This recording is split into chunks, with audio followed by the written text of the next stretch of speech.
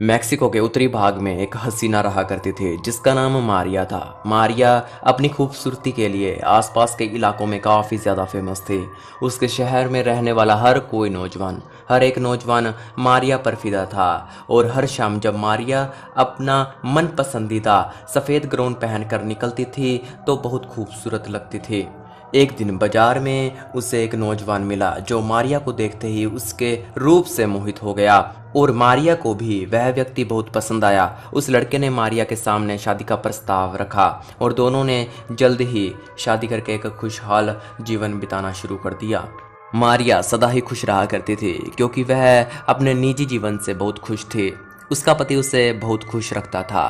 दिन गुजरते गए और मारिया के 2 बेटे हुए, लेकिन मारिया का पति अब पहले की तरह उससे प्यार नहीं करता था। मारिया के व्यक्तिगत और भावनात्मक जरूरतों के पूरे न होने के कारण मारिया अब पहले की तरह खुश नहीं रहा करती थी। एक दिन मारिया का पति किसी काम के सिलसिले में दूसरे शहर गया और फिर कभी वापस लौट कर नहीं आया। मारिया कई दिनों तक अपने पति का इंतजार कर रही थी और उसके ख्यालों में रो रो कर बुरा हाल कर लिया। अब वह पहले जितनी सुंदर नहीं रही थी। एक दिन नदी किनारे अपने दोनों बच्चों के साथ घूमते वक्त मारिया ने अपने पति को किसी और महिला के साथ घोड़ा गाड़ी में जाते हुए देखा।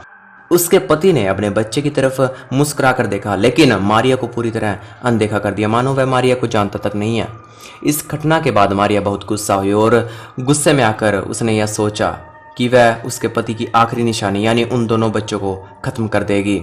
मारिया ने गुस्से में आकर अपने दोनों बच्चों को नदी में डुबाकर मार दिया। जब तक मारिया ने अपना होश संभाला था तब तक बहुत देर हो चुकी थी। उसके दोनों बच्चों की मौत हो चुकी थी और उनके शव नदी में बहते चले जा रहे थे। मारिया ने एक बार तो अपने बच्चों को नदी से बाहर निकालने की कोशिश तो की, लेकिन नदी का बहाव बहुत ज्यादा होने के कारण उसके बच्चे नदी में बह गए। मारिया को अपने किए का बहुत अफसोस हुआ और अपने किए पर शर्मिंदा और दुखी होने के कारण कुछ दिनों बाद मारिया की भी मौत हो गई। अपने इस अपराध के कारण शायद मारिया की आत्मा को मुक्ति नहीं मिली और एक बार फिर वह जाग गई। उसकी आत्मा उसी नदी और मारिया के घर के आसपास के इलाकों में भटकने लगी। मारिया की मौत के कुछ दिनों बाद वहां के सारे निवासियों ने यह दावा करना शुरू कर दिया कि उन्हें सफेद ग्राउंड में एक महिला रात के वक्त दिखाई देती है। शुरुआत में इन बातों पर किसी ने भी गौर नहीं किया, लेकिन कुछ ही दिनों बाद उन गांव से बच्चे गायब होने की घटना सामने आने लगी।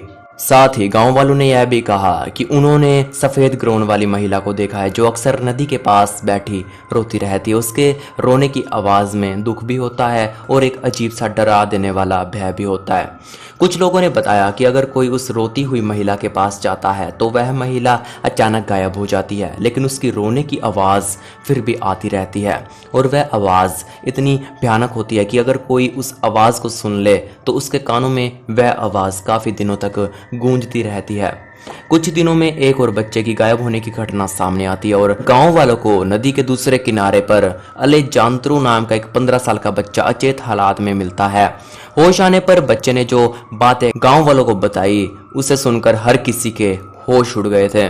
अलेजांद्रो ने बताया था कि जब वह नदी किनारे बैठा था तो उसने देखा एक सफेद गाउन पहनी महिला अचानक रोते हुए नदी के पानी से बाहर निकली। उसका चेहरा बेहद डरावना था और उसके रोने की आवाज बहुत खौफनाक थी। वह महिला पानी से बाहर निकली और अपने सामने खड़े बच्चे को एक ध्यान में देखती रही। उस महिला के देखने मात्र से वह बच्चा उस महिला की ओर खींचता चला गया और देखते ही देखते वह बच्चा उस महिला के पास पानी में पहुंच गया। वह महिला रोती रही और उस बच्चे को पानी में डुबाने लगी। देखते ही देखते वह महिला गायब हो गई और उस बच्चे का शव पानी के ऊपर दिखाई देने लगा और पानी का बहाव उसके शरीर को अपने साथ बहा ले गया। यह देख अलेजांद्रो बहुत डर गया और वहीं बेहोश होकर गिर पड़ा। इस घटना के बाद वहां के लोग समझ गए कि हो ना हो इन घटना का कारण मारिया की भटकती आत्मा ही है, क्योंकि वह आत्मा हमेशा रोते हुए दिखाई देती थी।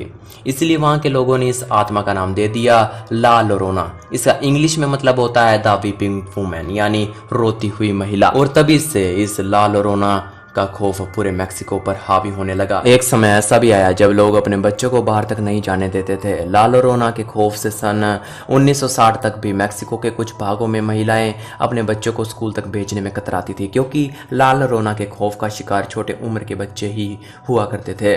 लोगों का मानना है कि ला लोरोना की आत्मा आज भी अपने अगले शिकार की तलाश में रहती है और जब भी उसे अपने बच्चे की उम्र का कोई भी बच्चा दिखाई देता है तो वह उसके पास जाती है, लेकिन जब वह यह देखती है कि वह बच्चा मारिया यानी लाल रोना का बच्चा नहीं है, तो वह उस बच्चे को भी मार देती है और अचानक वहाँ से गायब हो जाती है। कुछ लोगों का यह भी कहना है कि जो भी लाल रोना को देखता है उसका बुरा समय शुरू हो जाता है। इस बात में कितनी सच्चाई है यह तो शायद कोई नहीं जान सकता, लेकिन इस बला की खूबसूरती में लिपटी मौत के बारे में सुनकर एक भयानक खौफ मन में बैठा रहता है।